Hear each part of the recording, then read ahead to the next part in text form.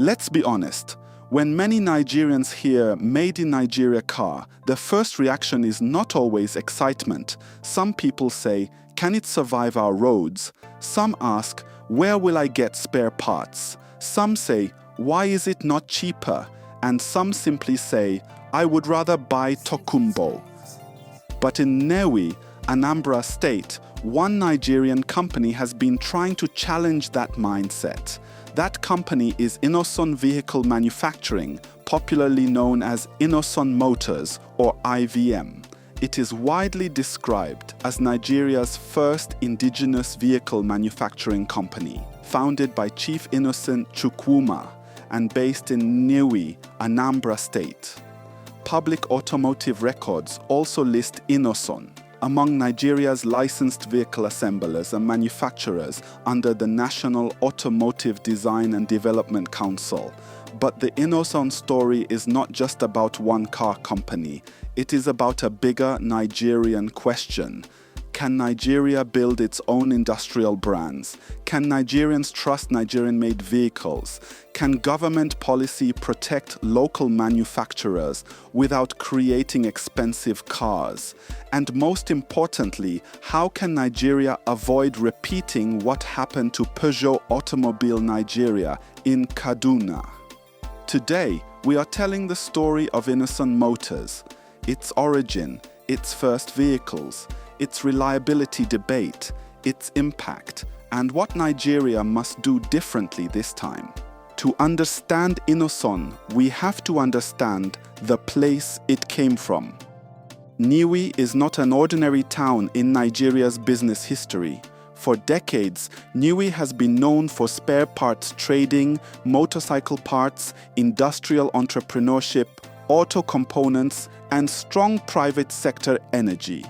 So when Innoson grew from trading into manufacturing, it was not happening in a vacuum. It came from a town already used to machines, engines, parts, risk, and hustle. Before Innoson became a car brand, the founder, Chief Innocent Chukwuma, was already known in the transport and spare parts business. His business journey started around trading, motorcycles, spare parts, and later local assembly. That part is important because Innoson did not begin by waking up one morning and saying, "Let me build a car." I started business when I'm very young. It was a gradual movement from importing to understanding demand, to understanding Nigerian roads, to understanding parts, to assembly, to manufacturing ambition. And that is how many industrial stories begin. You start by selling what people need, then you learn the market, then you begin to ask, why are we importing everything? Innoson Vehicle Manufacturing was founded in the 2000s with its factory in Nnewi, Anambra State.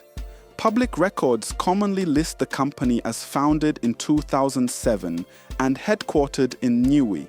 The company came into public attention because it was not just assembling cars for foreign brands. It was trying to create a Nigerian-owned vehicle brand. That difference matters. There are many vehicle assembly plants in Nigeria, but most of them assemble foreign brands. Innoson's major claim is different. A Nigerian company, Nigerian ownership, Nigerian branding, Nigerian factory, Nigerian workforce, and vehicles designed for African roads.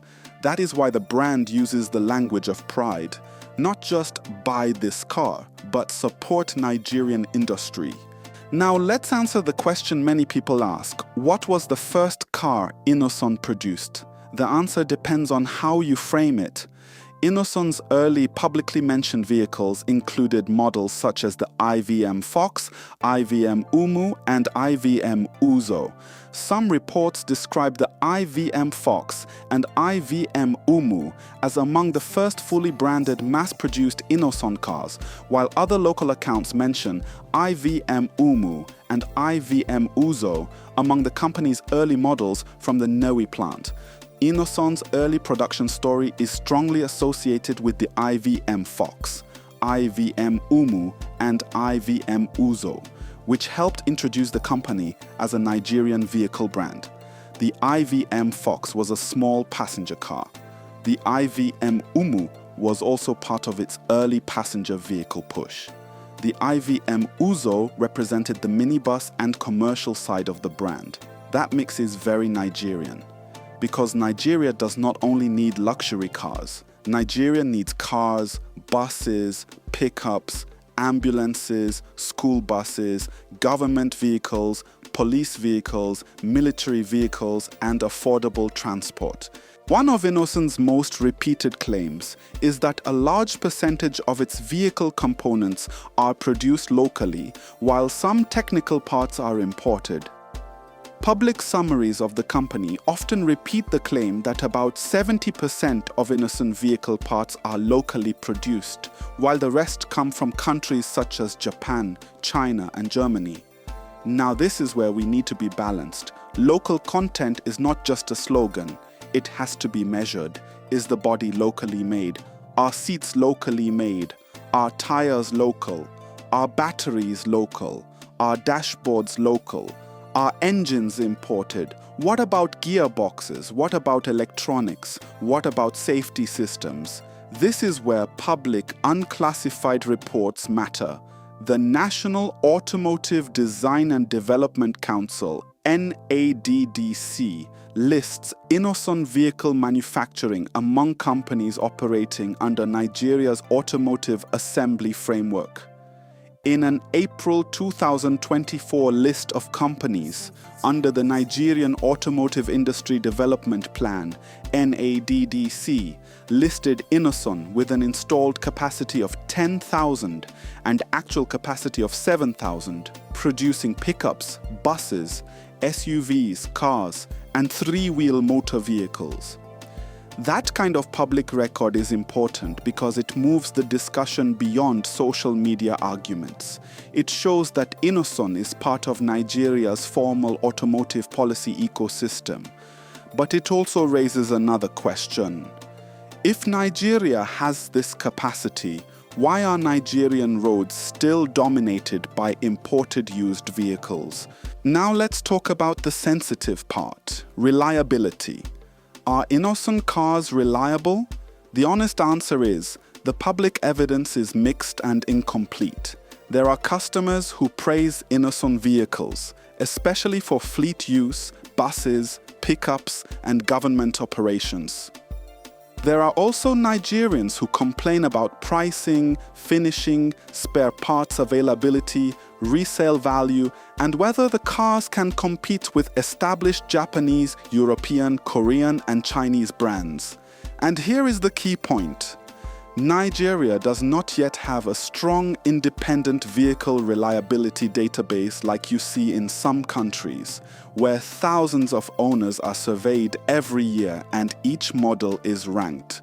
So, when people argue about Innoson reliability, many are speaking from personal experience, social media reviews, workshop stories, fleet reports, or brand perception. That does not mean the concerns are fake. It means the conversation needs better data. If Innoson wants mass trust, Nigeria needs independent testing, crash testing, durability testing, long-term owner surveys, spare parts availability ratings, maintenance cost comparisons, resale value tracking, fleet performance reports. That is how trust is built, not by shouting "Buy Nigerian" alone, but by proving quality year after year. Here is the reality. Innoson is not competing only with new cars. It is competing with Tokunbo. And Tokunbo is not just a product. Tokunbo is a system. A Nigerian buyer looking for a car often thinks like this. Can I get parts in Ladipo, Apo, Nnewi, or Alaba?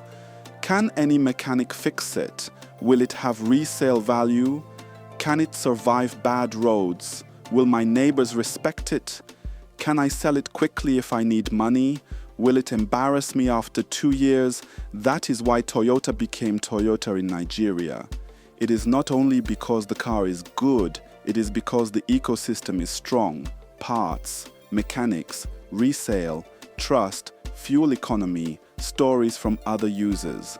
For Innoson to win mass-market Nigerians, it must build that same ecosystem. A car brand is not just the vehicle. A car brand is the whole support system around the vehicle.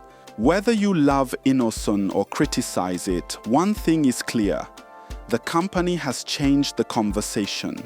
Before Innoson, many Nigerians saw car manufacturing as something only foreign companies could do.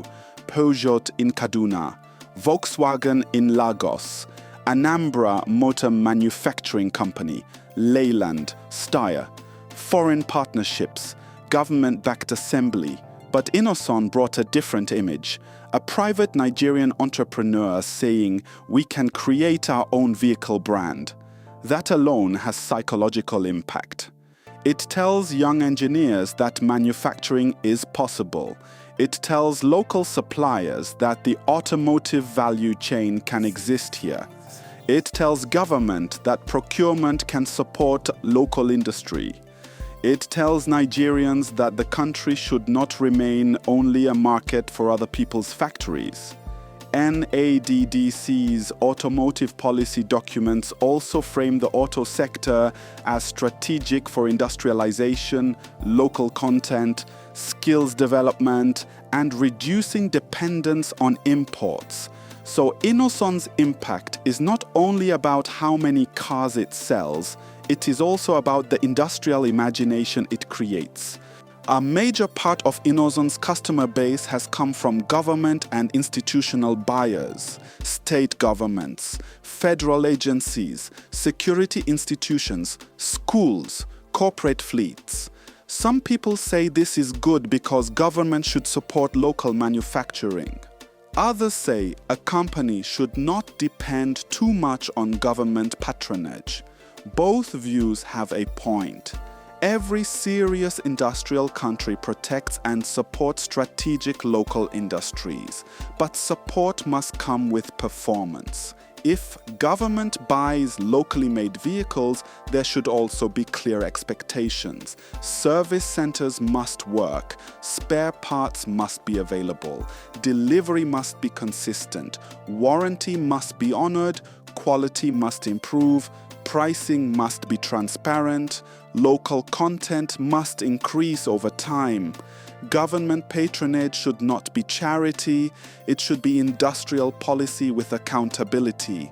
Now let's deal with something people like to mention: classified and unclassified reports. As of this documentary, there is no verified public evidence of a special classified government report on Innoson that we can responsibly quote, so we should not pretend.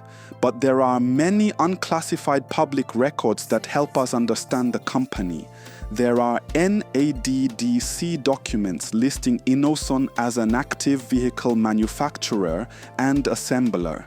There are automotive policy documents showing Nigeria's plan to grow local production, increase local content, and reduce dependence on imported vehicles. There are public business reports and media coverage about Innoson's growth, models, and market perception. There are also public legal records and media reports around Innoson's business disputes, especially the long-running matter involving GT Bank, which became part of the public conversation around the brand. Public records and unclassified government documents show that Innoson is formally recognized within Nigeria's automotive development framework. But many questions about reliability, mass adoption, local content depth, and long-term competitiveness still require stronger independent data. That sounds less sensational, but it is more credible. To understand what Nigeria must not repeat with Innoson, we have to remember Peugeot Automobile Nigeria. Peugeot Automobile Nigeria, popularly known as PAN, was incorporated in 1972 as a joint venture involving the federal government of Nigeria and automobiles Peugeot of France. The Kaduna plant began production in March 1975, and for a time it was a success story. The Peugeot 504 became legendary in Nigeria, strong, elegant, dependable, official, a proper Nigerian status car. The Bureau of Public Enterprises records that within the first 10 years, 342,262 cars were rolled out from the Kaduna factory, and by 1981, the plant had an installed capacity of about 240 cars daily in 2 shifts, equal to about 63,000 cars annually. That is huge. So what happened? Why did Peugeot decline? It was not one thing. It was policy inconsistency, foreign exchange problems, import dependence, declining local purchasing power, competition from used imported cars, weak supplier networks, government instability, poor industrial continuity, privatization challenges, and a national failure to protect and deepen the local automotive value chain. Nigeria had a car assembly dream, but it did not build a strong enough ecosystem to keep that dream alive. So how do we avoid repeating Peugeot's story with Innoson? First, Nigeria must stop changing automotive policy every few years. Manufacturing needs stability. A car factory cannot plan with uncertainty. Second, Nigeria must develop local parts suppliers. If engines, gearboxes, electronics, glass, tires, batteries, body panels, and other key components depend too much on imports, then foreign exchange problems will always disturb production. Third, government patronage must be predictable but not lazy. Government should buy Nigerian where quality meets standard, but manufacturers must also meet delivery, warranty, and maintenance obligations. Fourth, Nigeria must fight the unfair advantage of uncontrolled used vehicle imports.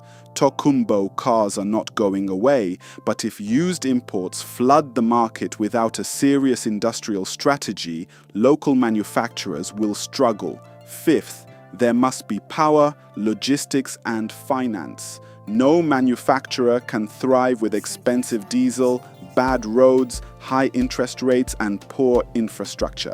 Sixth, Innoson itself must compete harder on quality, design, after-sales support, and public trust.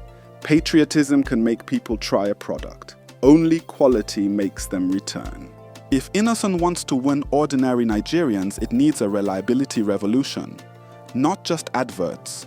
Proof. Imagine if Innoson published yearly reliability reports. Number of vehicles sold, most common faults, average repair time, spare parts availability, warranty claims, customer satisfaction, fleet performance after 100,000 kilometers, independent road tests. That would change the conversation. Because right now, many Nigerians are not necessarily against Innoson. They are just cautious. And caution is normal when people work hard to buy a car. A car is not a phone. A car can be someone's entire savings. So trust must be earned. In September 2024, Innoson announced that it had unveiled its first locally made electric vehicle, produced at its Nnewi plant. That sounds exciting, but again, let's be honest. Electric vehicles in Nigeria face serious questions. Where will people charge them? Will the batteries survive heat and bad roads? How much will replacement batteries cost? Will electricity supply be stable? Can mechanics be trained? Will charging stations exist outside Lagos, Abuja, and a few major cities? So the EV dream is possible, but it needs infrastructure. If Nigeria wants Innoson and other companies to lead in electric mobility, then Nigeria must think beyond the car. Charging, batteries, solar integration, maintenance, standards, training, finance. The future of vehicles is changing. Nigeria should not miss the next industrial wave. Innoson means different things to different Nigerians. To some, it is national pride, a Nigerian company daring to do what many thought was impossible. To some, it is not yet convincing. They want better quality, better pricing, better service, and stronger resale value. To some, it is a symbol of what private Nigerian industry can become if government creates the right environment. To others, it is a reminder that Nigeria talks about industrialization more than it actually supports it. But whatever side you are on, the bigger point remains. Nigeria cannot become a serious economy by only importing finished products. At some point, we must produce. Not everything at once, not perfectly at first, but consistently. So what is the balanced verdict on Innoson? Innoson is important, not because it has solved Nigeria's automotive problem. It has not. Not because every Nigerian already trusts the brand. They do not. Not because the cars are beyond criticism. No car brand is. Innoson is important because it represents a rare Nigerian attempt to move from trading to manufacturing. And that journey is difficult. If Nigeria supports Innoson properly, holds it accountable, builds supplier networks, improves quality standards, and protects serious manufacturers, the country can create jobs, save foreign exchange, and build industrial confidence. But if Nigeria treats Innoson the way it treated many old assembly plants, with policy confusion, poor infrastructure, weak protection, and short-term thinking, then we may one day tell the Innoson story the same way we tell the Peugeot story. A big dream that slowly faded. The story of Innoson is bigger than cars. It is about whether Nigeria believes in its own productive capacity. It is about whether we want to remain a country that imports almost everything. It is about whether local industry can survive our roads, our politics, our economy, and our impatience. Peugeot showed us that Nigeria once had a serious auto assembly dream. Innoson shows us that the dream is not dead, but dreams do not survive on pride alone. They need policy, they need quality, they need trust, they need parts, they need skilled workers, they need patient capital, they need honest feedback, and they need Nigerians who are willing to support local products while demanding world-class standards. Because the real question is not just whether Innoson can build cars. The real question is whether Nigeria can build an industrial system strong enough to keep those cars on the road. If you enjoyed this episode, subscribe to Nigerian Encyclopedia for more stories about the people, companies, and events shaping Nigeria. And in the comments, tell us, would you buy an Innoson vehicle today? And what would make you trust a Nigerian-made car?